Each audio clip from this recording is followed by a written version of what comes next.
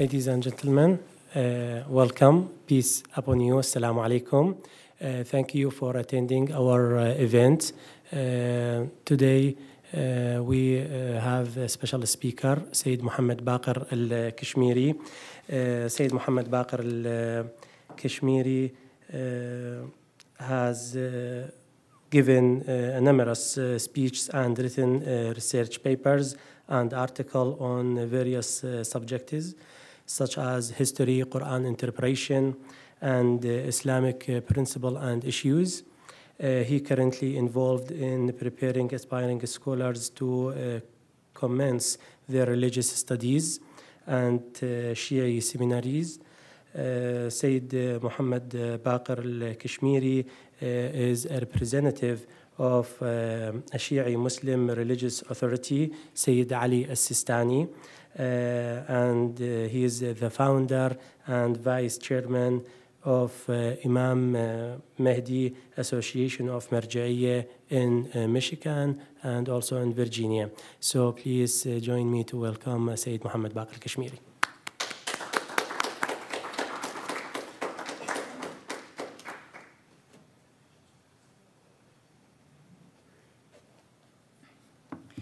Good morning, everybody. Thank you for joining this session, and I hope you spend good time with us, and I hope to offer something to benefits of all us. So after 1 hour, more than 1 hour session, we get some benefits and get some enlightened in some areas of very important things. So today I'm going to talk about jihad. Always in media you hear name of jihad, so we need to define it. What is it meaning? What's different between jihad and suicide and sacrificing? Today, in today's time, we talk about an important event that annually, every year, Muslim, they commemorate it. And it is related to these slogans or these words or these words that needs to be declared, what it is meaning exactly. So the event is related to a person, a great person, holy person, who his name is Husayn. We call Imam Husayn. So let me start with a brief story about Imam Husayn. Who is he? Then we go back to these words, explaining.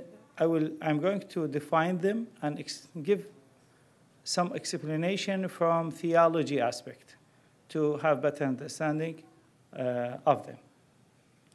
So who is Husayn? First challenge you may face with this name, if you Google it, you will see a different spelling of Husayn. So sometimes people, I received this comment that you are talking about which Husayn? There's different spelling of Husayn, so people think there is more than one Husayn. No, the Husayn we mean, the holy Imam, holy leader we talk about, is one. People, because it's Arabic name, when translators, they try to translate the story, they use their methodology in writing. So some of them, they write H-U-S-S-A-I-N. Maybe in some dictionaries you see, or encyclopedias, you see different spelling. Especially when you go to academic area, they use H-U-S-Y-N,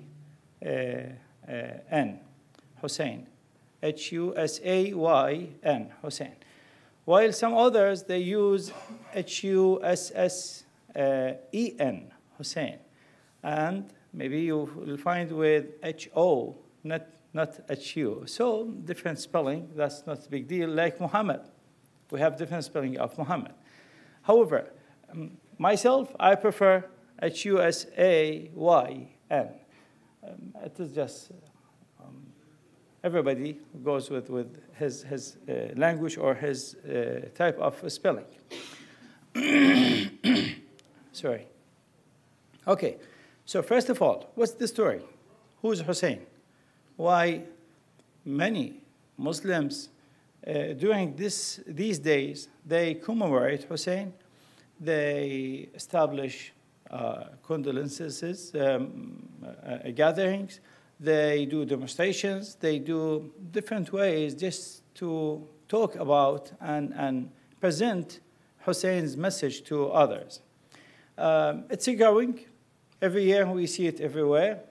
Even here in the United States of America, I don't remember, it was something here before maybe 20 years or 25 years. It was just in some areas, limited to certain Muslims inside of Islamic centers, for example.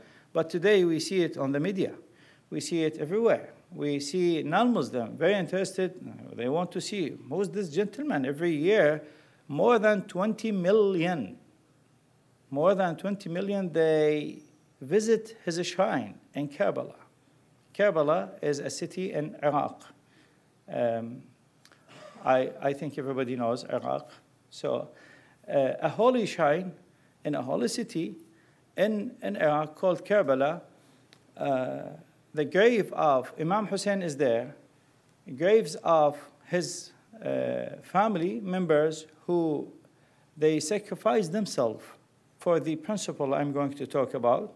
And the companion of Imam Husayn is there in Karbala.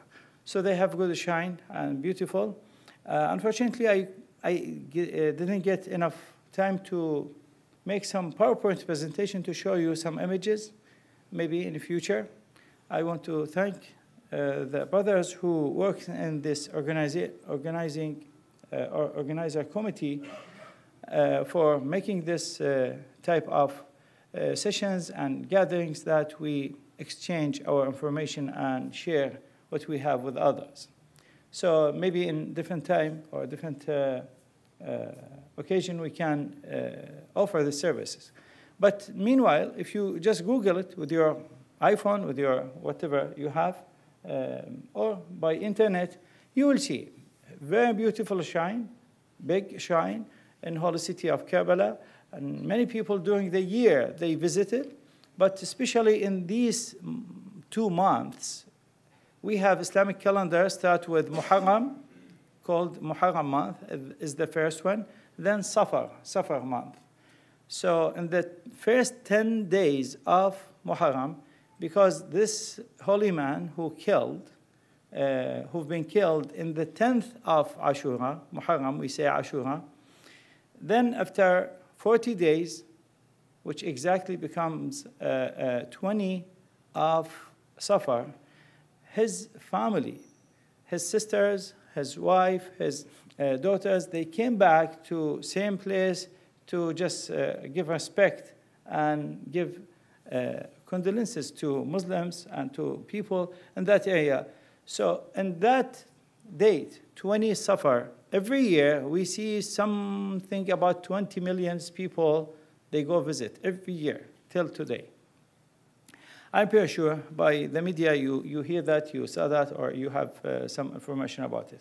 However, so again, back to Husayn. Who is this holy man? Yesterday in my last night lecture, I was talking about a system which created by God that gives direction and guidance to people to be on the right path, on justice path. Because just God created us and left us, it doesn't work. There is some reason behind creation. When God created people, or created all this creation, then he gave direction to be fine people, best people, and to implement his goal. What's the reason, what's the wisdom behind the creation? This direction comes by mind, by thinking, by mind, making something by ourselves. But because we are limited, whatever we think, whatever we bring ideas, whatever we bring ideologies, still always we have different opinions, then we need something solid and clear from the Creator, who created us, who knows better than everyone else what we need and how we can be successful in our life. That's why always he started to send messengers, prophets.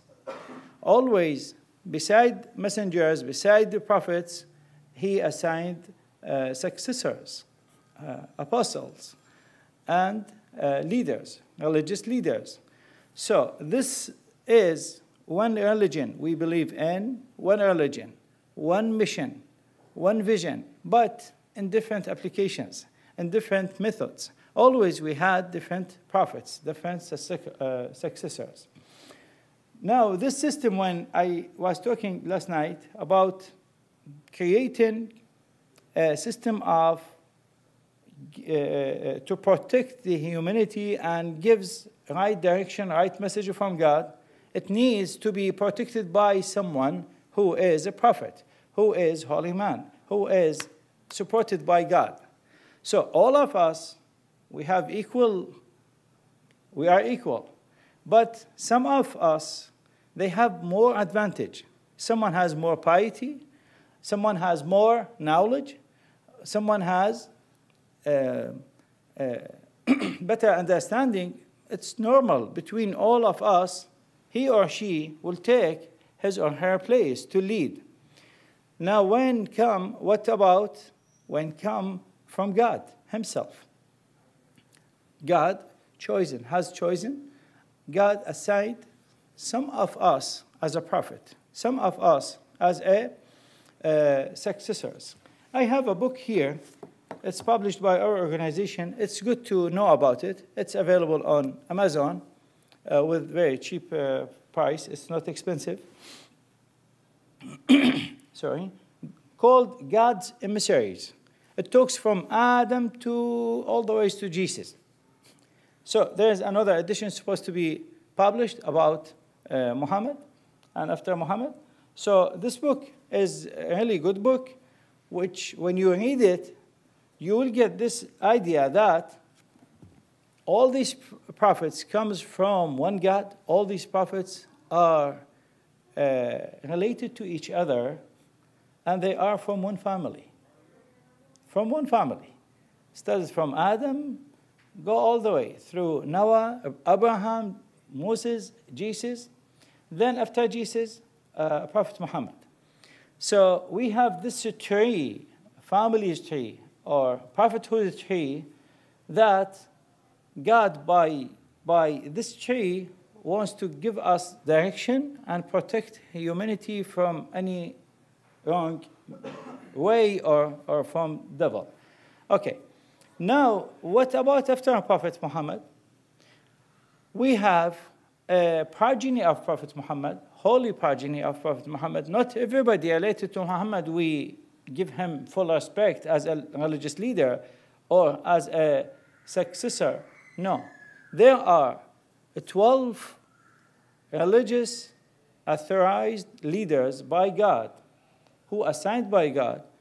They follow, they carry out the message of all the prophets, the message of last Prophet Muhammad, and they deal with it. They try to protect it. They try to give direction to people how to follow it. The first one of them, who is Ali, A-L-I, Ali. Ali has a shrine in Najaf. Again, Najaf and Iraq. It's something between, I can say, 45, maybe 40 miles away between these two areas. However, Ali is cousin of Prophet Muhammad, and he is son-in-law of Muhammad. And his first son is Hassan, who is second successor. And second son, his second son is Husayn, who is we are talking about. Husayn is son of Ali. His mother is Fatima. She is a holy lady. Exactly what we believe about Saint Mary, we believe about her. They are coming from same background, and they have same mission, same vision, same everything. She is holy lady.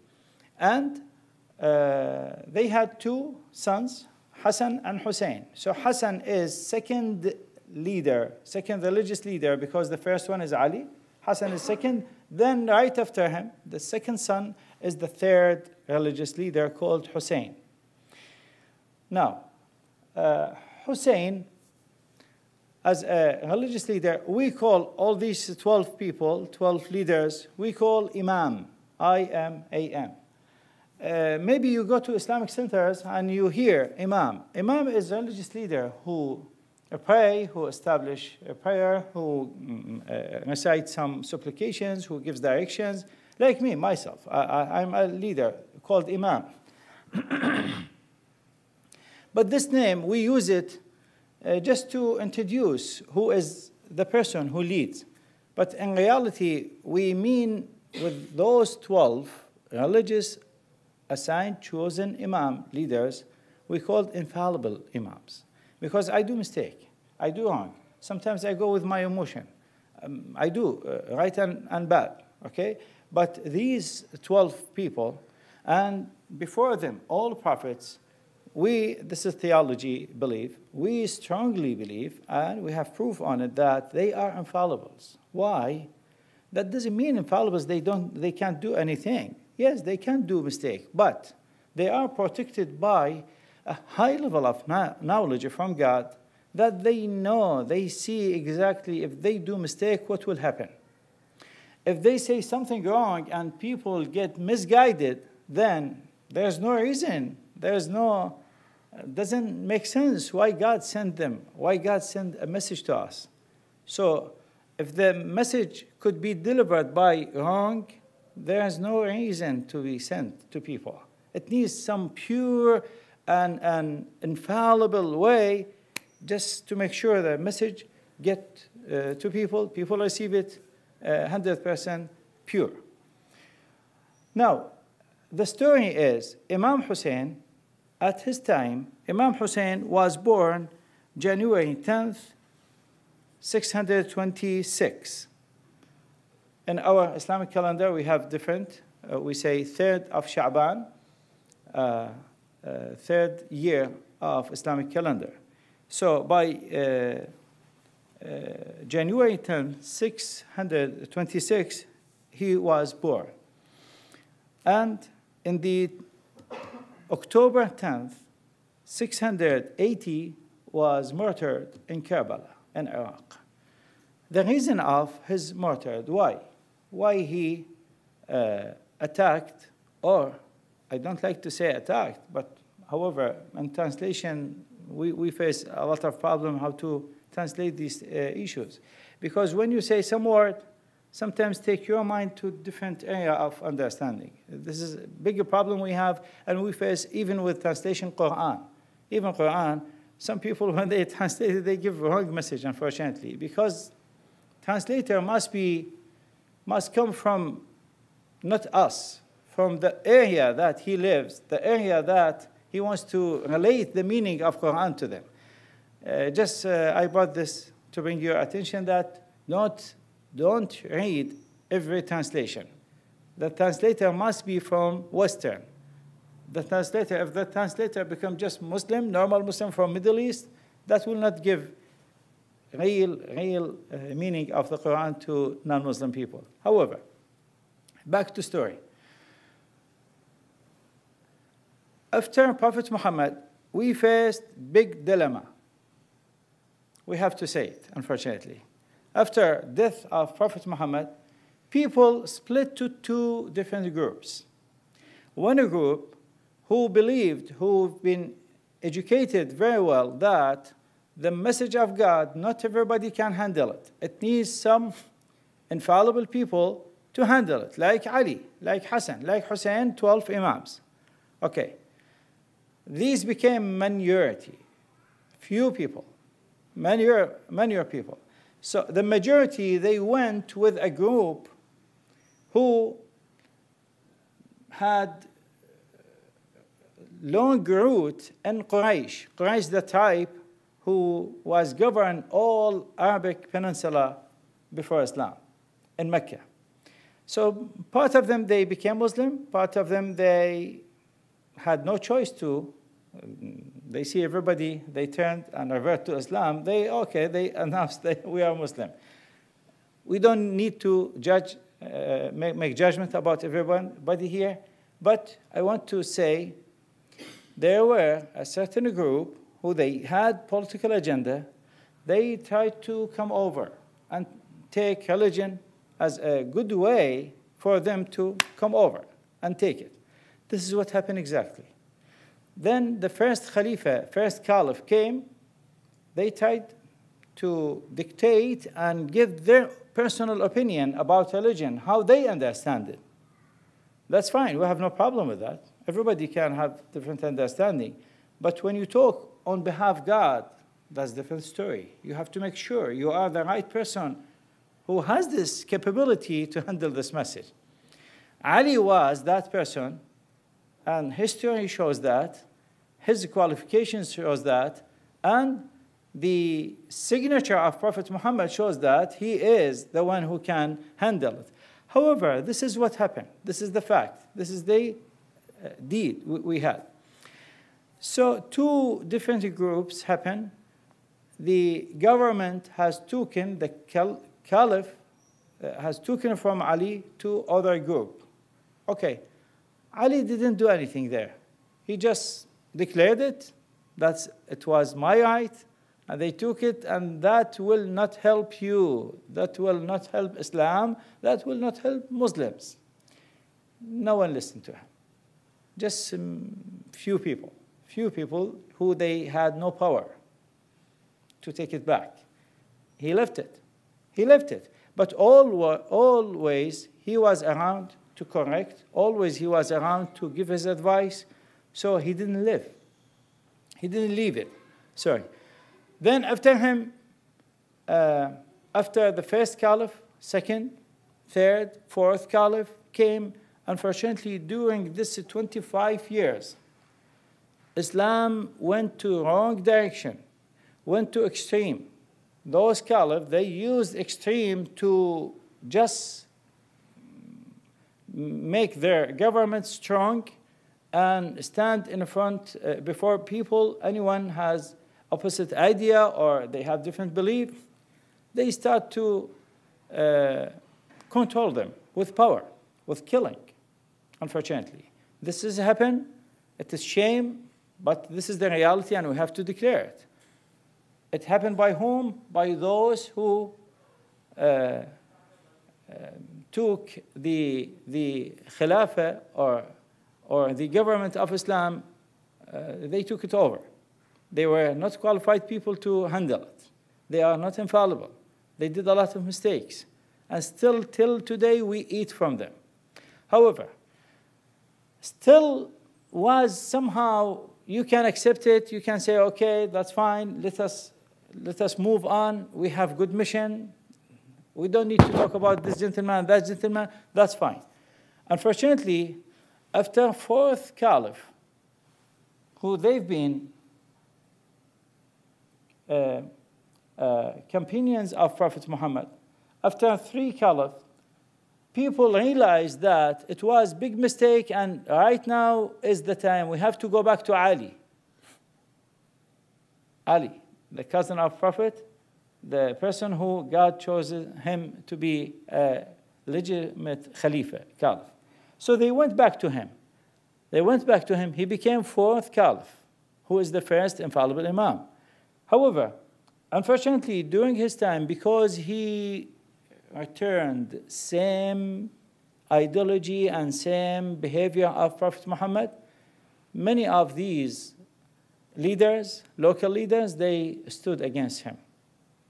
So he came by election.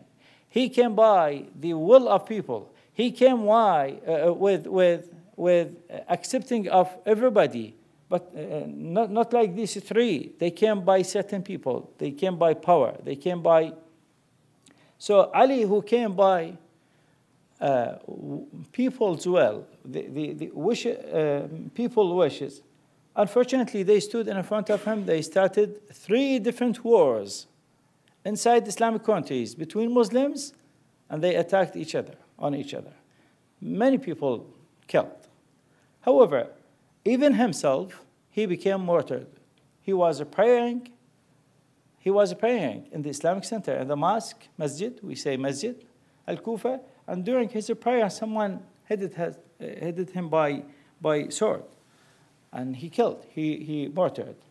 After him, we had a strong gentleman from campaigns of Prophet Muhammad who was against Ali, who was governing Syria, today's Syria.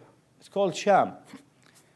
Sham was covered all Jordan, Syria, all these areas, Lebanon, Palestine. So he was the governor there. And he was from same family rooted in Quraysh. We call Umayyas, Bani Umayyah, Umayyas family, not Hashimi family. So Hashimi family, all this Prophet Muhammad and his progeny called Hashimis. However, so Muawiyah was a dictatorship. Muawiyah was a gentleman who doesn't care about everyone. Muawiyah was dealing with people as a slave, very clear. And yes, he was using title of Islam as a Khalifa or something like that. But unfortunately, right now is not my speech to talk about him and about Umayyads. But this is the circumstances was in Sham, in Syria area. When he was going to departure and leave this world, he was feeling that he is going to die. 2 years ago, 1 year before, 2 years before his death, was demonstrating, was representing his son to be caliph. Right now, Muawiyah, with all what I talked about him, still he is campaigning. He is one of the campaigners of Prophet. He had some positives. He had some history. His son has nothing at all. At all. No knowledge, there's no advantage there. No knowledge, no piety, nothing. He wasn't wise person to become leader.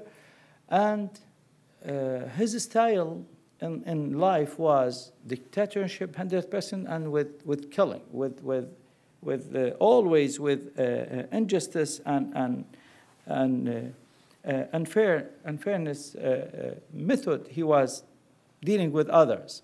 Now you imagine that this gentleman bring him and put him on the spot, on the chair of Khilafah, Caliph. What you imagine, how you can imagine Islam and Muslim, what will happen after that? That time Husayn, son of Ali, who was the legitimate Khalifa, Caliph, who was legitimate infallible Imam, stood before him. He tried to call people. He went to Mecca when people come from different countries just to do worship and they do practice their pilgrimage. Gave speech after speech, just bring awareness of what type of people, what type of leaders you are going to face. Husayn says, this is not because my right, I have to be caliph, I have to govern Islamic nations. No. He said, if we leave this story, if we leave this God's mission, if we leave this mission of God or the letter of God or this trust we have from God with this type of leaders, then forget about Islam, forget about justice, forget about everything. We will go back again to slavery time. He was giving this type of statements just to bring people attention. Some of people, they followed him. But unfortunately, the majority of Muslims, they've been under attack, they've been under pressure, they've been under government of this Umayyads. And long story short, there's a lot of details here why people didn't follow Husayn, while he has full respect by Muslims. All Muslims, they give him full respect. All Muslims, they know who is Husayn. But unfortunately, circumstances at that time didn't help. People didn't follow him. People were saying and were seeing this movement of Husayn in this time was wrong because people want victory. They want to see it with their eyes. Husayn was the person who knew that it wasn't something out of understanding, but he was believing that if he sacrificed himself with all his holy situation and position, that will shake people and shake nation, and people will understand where is right, where is wrong. Sometimes just giving advice doesn't work. Sometimes you encourage people to do right thing is not too much. Like what we see today in hospitals. Some people, they come with heart attack. It doesn't work with giving some medicine, normal medicine or normal way. They bring electric tools and they give shock, electronic shock to a body just to give him new life again, to let the heart be restarted. This is just example. So Imam Husayn, I just want to bring this example to make it clear. Imam Husayn, that person who, with all his holy and how people were looking to him as a holy man, a religious man who assigned by God, all this didn't work because their will was dead. They were in position. They need someone to shock them, someone to make big revolution with them.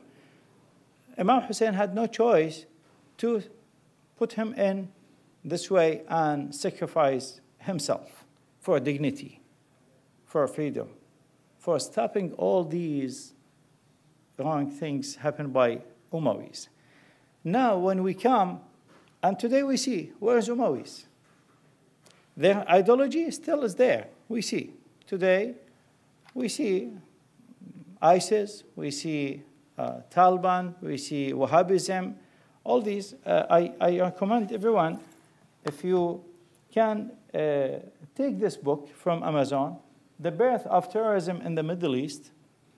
It talks very well with the proof, with details, how Wahhabism started in Arabic Peninsula, and ideology, their ideology, they took it from where? Which Salafi school of thought?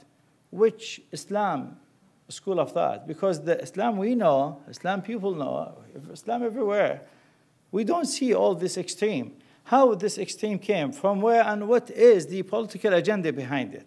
It talks about this very well. So all these Wahhabis and Saudis ideology came, it is new. It is new. But there is some root. The root comes from Umayyads. The root comes from first and second caliph, who they used their power to stop people talking or stand in front of them. However, I was talking about, very important, do you want to write this? The birth of terrorism. I can leave it here. You can take photo by your phone later. By the way, as long as we talk about books, there's another book I brought for you, Islam and Christianity, Brothers at Odds. Maybe some of you are not Christian even, but the goal is, this book, and the second chapter of it, it talks about Islamic theology and Shia Muslim, what they believe, and how it can be completed by different school of thoughts. It's really brothers at odds. It is not conflict. It doesn't bring conflict between people. It brings better understanding between different followers of different religions.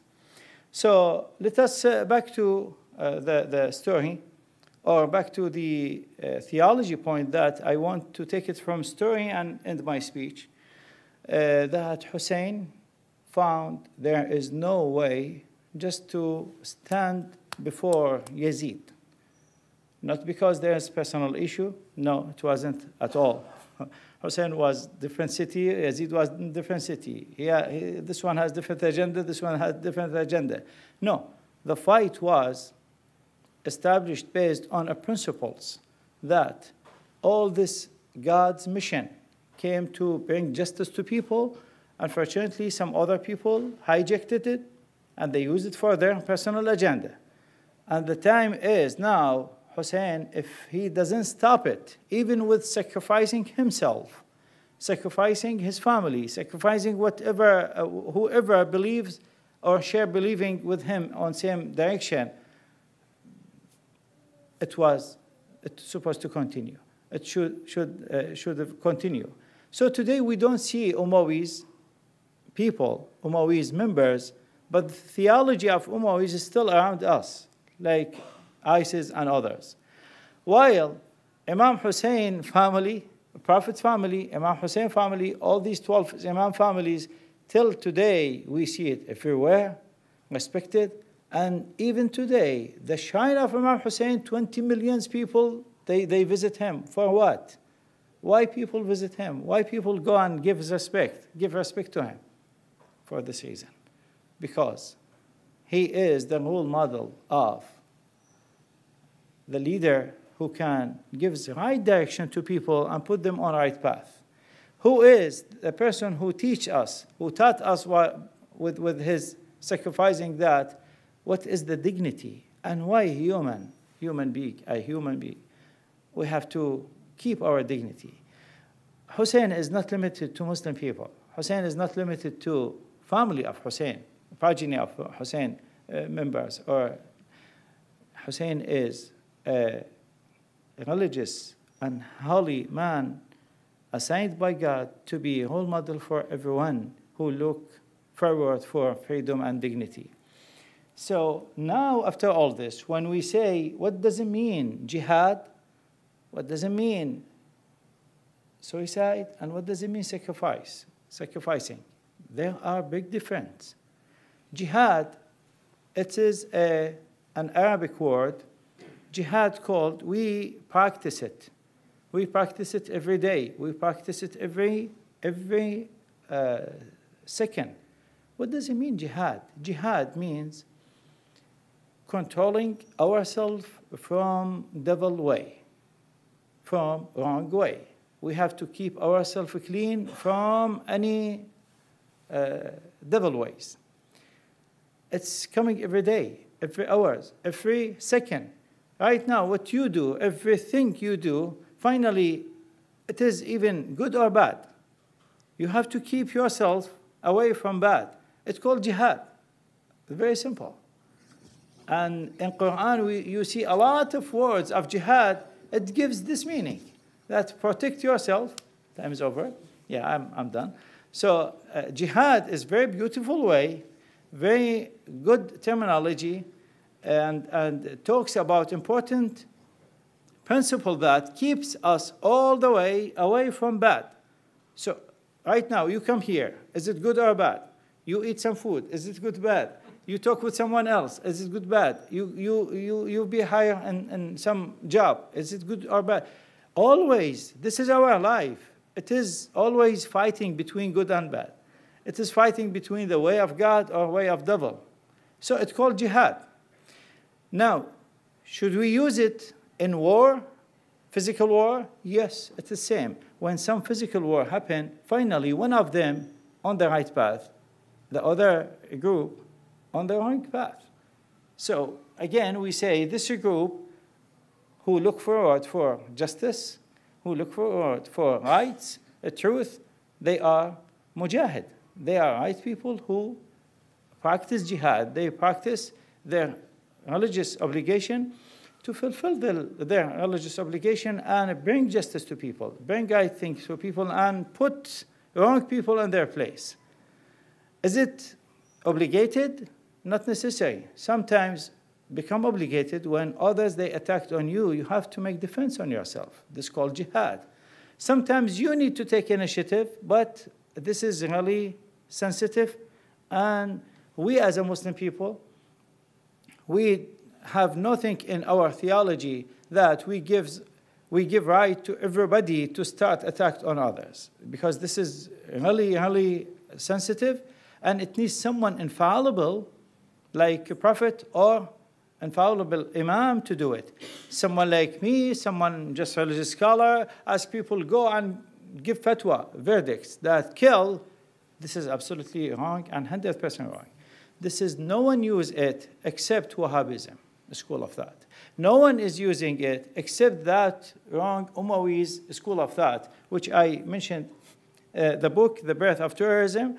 It really explained that in a right way and with the proof and full sources of these type of wrong understanding in Islam or in Muslim, some certain group of Muslim. However, whatever today we see, especially by media, they focus on wrong thing. They don't look to good things. Finally, everybody of us, this page is white, clean.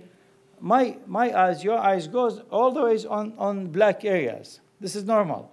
So media today, we see they focus on wrong areas, on killing, on bad face of Muslim and unfortunately Islamic countries. Unfortunately, these areas or these groups, to be honest with you, they are not representing Islam. We're against them. We do jihad against them. ISIS, Taliban, Wahhabism, all these. Salafi school of thought, we have no problem with them. They have some understanding, it's okay. But to use your sword to kill me, kill people, and force your religion, your understanding on people and control people, that's totally wrong. What we need here, all of us, we are responsible. At the end of the day, it is not just Islam. At the end of the day, it is not just school of thought, we call it Shia Muslim, or it is Islam or Imam Husayn. It is a principle. If we look forward for peace, for better life, for better understanding, we need to have something like this. We need to understand each other. Then we need to cooperate to stand against extreme, against terrorism, against Wahhabism, against all those who adopted this school of thought, and unfortunately they add more martyrs every day, and we have more disasters and more miserable lives. I expect and I hope, I ask Almighty to help each one of us to have this better understanding and help each other for better life and for better justice. Thank you so much for your time. I'm here to listen from you if you have any comment, question, or concern. Thank you so much.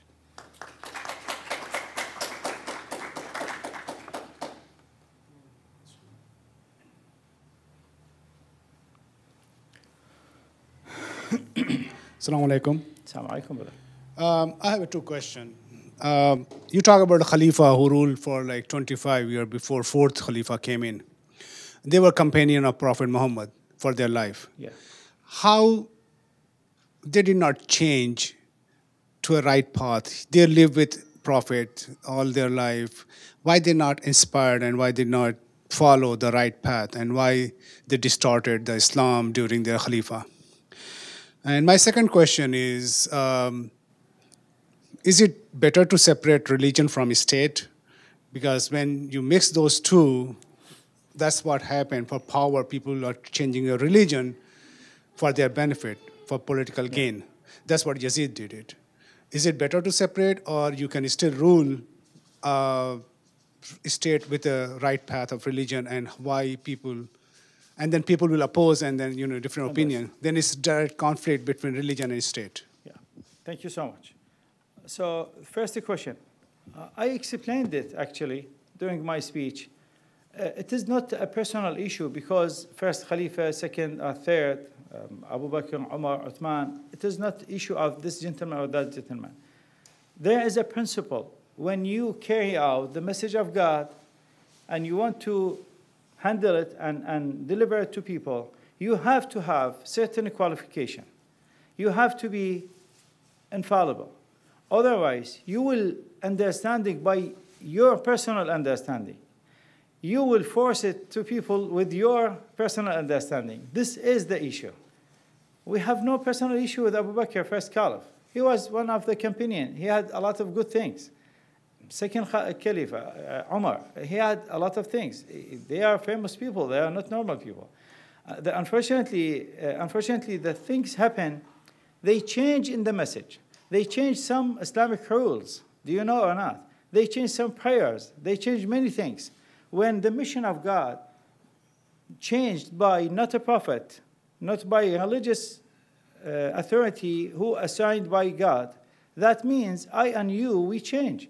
And today what we see from Taliban, from ISIS, it is exactly the same. If you go to them and talk to them, they will say this is the Sharia. This is what I understand from Quran and Sunnah. Quran and Sunnah means the narration of Prophet. So it is not issue of this gentleman or that gentleman, X or Y. We are looking for a qualified person who can handle this message, who Prophet Muhammad worked on it, who Prophet Muhammad brought all these diverse people from different areas, and they accepted it. They had very beautiful life, beautiful justice life, and beautiful freedom. It went to the wrong direction. This is all. Now, second question, is it better to make separation between church and state, as we hear? See, brother, what we understand from government, when we say state, what's needed from state? Sometimes we need a state, like here, today's government, they do services for people. They bring security to people. They bring services, they educate, they put some big amount of money just to secure education, colleges, universities, all these stuff. They establish civilization. They try to make better life in street and for people. This is all just giving services. Religion doesn't work here. Religion doesn't need something here. Education, say, okay, good, educate people. You offer service, give service. It doesn't need to be the government to be a religious government. But when it comes to religion itself, when it comes to Jesus, comes to Abraham, comes to Moses, comes to Muhammad, sallallahu alaihi wasallam, just wants to say what is the word of God and how we can secure this message and how we can bring justice to people, that will be different. That will be God's government, God's state. This is the difference. Today we have no infallible. We have no prophet. We have no infallible Imam today in front of me and you to govern people. So we say, okay, because he came from God and he has right to govern us. And we need to shift from current governments around the world to this religious government. That's why in Islamic countries, sorry, I'm giving more explanation just to make better understanding. In Islamic countries, we have today two major Islamic countries.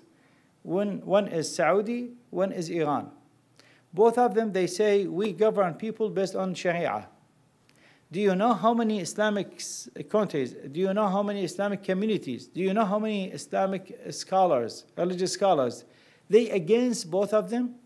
Iran is Shia Muslim and Saudi is Sunni Muslim.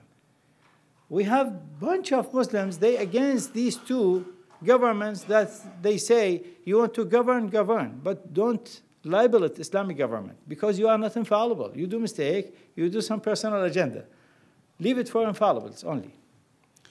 So that brings to when Prophet is gone, right? So why they did not establish just a state instead of trying to rule as a Muslim country, as a religious state? My understanding, it was personal agenda. My understanding. Thank you. Yeah. More question, comment, concerns? Okay, I ask you. Does it make sense, my speech? Do you understand something? Is there misunderstanding or some areas not clear? I know my English is not good. My English skill is not good. But I want to understand if there's common, okay. Again, you? Okay, good. Yes. So you are the most active one here today. No, sorry to linger this thing, but so the jihad part came in, like ISIS and all this thing we're talking. We hear about in the media that why Muslim scholars are not opposing and not strongly opposing it. I mean, I see the comments coming and opposing it, but why is not a very strong movement against these people to stop the jihadis and guide maybe Muslim community towards right path? Do you have suggestion? I mean, what you're doing is a good job, like educating people, and we should reach. But there's a difference in opinion between Shias and Sunnis and all these sects you're talking. I'm Shia. I had a lot of Sunni friends. When I talk, they bring up the issue about why Shias say bad thing about Khalifas, first 3 Khalifas. I come from India, and I have seen in there is people are cursing Khalifas, Shias cursing Sunni Khalifas, and that brings hatred, and that divides community more. There's not much going on to unite the community. If we unite community, if we educate them, give a right path, give a direction and education, we will not eliminate these people going on wrong path, but at least we can guide them and bring the majority to a right path. I mean, I know this jihadis and whatever you're talking is in absolute minority, but people are influenced by these people, like what's going on in Syria and Iraq and those places. So people, when they go on social media and educate that, okay, this is the right path, and a lot of people get influenced with them because they're talking about Quran and Hadith that you're saying, and people get impressed with them. We should have the similar agenda, what we are seeing in the US politics, that we have to attack these people through cyber. So we have to have a channel where the people, guided people, can go and say, no, these people are doing wrong, and we have to have a strong media campaign against these people. In my opinion, that might work, but I could be wrong. Yeah. No, it is true. Thank you. Unfortunately, during the history, it is not today issue. The righteous people, always, they have less resources, less financial, less support. Always you see wrong people, unfortunately, they took over, they have everything. I love this country. That's why I'm here. I should go back to my main country. I immigrated to America since 2000. I used to live in California, then moved to Michigan. Right now I'm in Virginia, around DC area. My family, my kids, we love this country. We see a lot of positive things, and we wish other countries also become like here. But with all this positives, with all this freedom, you see again media, unfortunately, in this country especially, in America, because they have power, they have full power. Most of the main media source in the world is here in the United States. And I'm not putting the blame on government, no. I'm putting blame on those who really, they have power, they have financial, they do financial support, and they have enough number of registered voter people. This is the main tools they use. Unfortunately, media also became under political agendas. If media a little bit try to work with justice and open their eyes and bring right people and put it there, all these nations, all these non-Muslim people will take the right image of Islam and Muslim. Fortunately, they focus on wrong areas, and they go with the, just as you said, Shia Muslim. We had Husayn. Many people here, they don't know who's Husayn. We had Saddam and Baqir regime in Iraq with all what they did during 35, 37 years. They killing. until 2003, when political agenda came to change this regime. See, media, what they brought out. They had all record and archive of sacrificing Shia. They put it on the media, and people start, oh, this is Shia. Unfortunately, what happened for them, people start to understand. But same time, it was very bad because they did big split between Muslims, between Shia and Sunni, and always we have some fighting right now. We see in different countries everywhere, Sunni, Shia. Come on.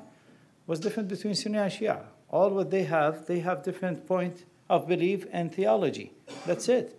That's all. All they are Muslim and they are human. They live with each other. They marry with each other. That's it. Unfortunately, there's some oil. Someone puts oil on this fire. We need to have better understanding. What we can do, we have not too much to do. But this type of meetings is very important. Don't see just few people, 10, 20, 30 people came. 30 people still is a good number. Every one of us, if we relate and talk to 10 people, we can make some change. We can make different. So time to time, we can, and God also, God helps. God supports right use. Yes, but I realize there is no simple response to this. I'm interested in mental illness and people that are motivated by many different religious groups to commit suicide and do harm to other people. And because they have mental illness, they can be easily persuaded to do terrible things to others. As I said, I know there's no simple response to this, but it's a concern that I have. Yeah. Suicide is different with sacrificing. Suicide is different. Suicide is someone who has mental issue, who has psychological issue, or unfortunately has no full understanding of creation, why he or she existed. So they see there's no hope in their life, and they use wrong direction to maintain their human life. Then they see there's everything closed in front of them. They can't have good life, they can't have good money or good income, or then they arrive to somewhere they think it is better to suicide themselves. So how? Someone goes to drop himself in the river, someone goes to make some other way, and some others, they try to cover it with positive way. And unfortunately, again, media try to justify or modify or label jihad from positive way. In Islam, they put it in wrong way and they say, okay, they suicide themselves. It is not suicide. Someone who has belief, who has truth belief, and fight for it, and become under attack of devil and wrong people, it is jihad. We call jihad. This is a holy thing. We against with media how they use this word in bad way, in wrong way, and make bad environment about it. Suiciding, some people, they suicide themselves. They have personal issues. They have mental issues. They have psychological issues. And all that comes from belief. Because they have no good belief, they not have good belief in God, and in the message from God, what is needed from us, they see themselves as nothing in this world. Exactly, it's totally 100% is different. Yeah. And thank you for your concern. Any more question? Because brothers, they give sign that the food is ready. It's good news for you. Okay, thank you, Haider, for inviting. Thank you very much.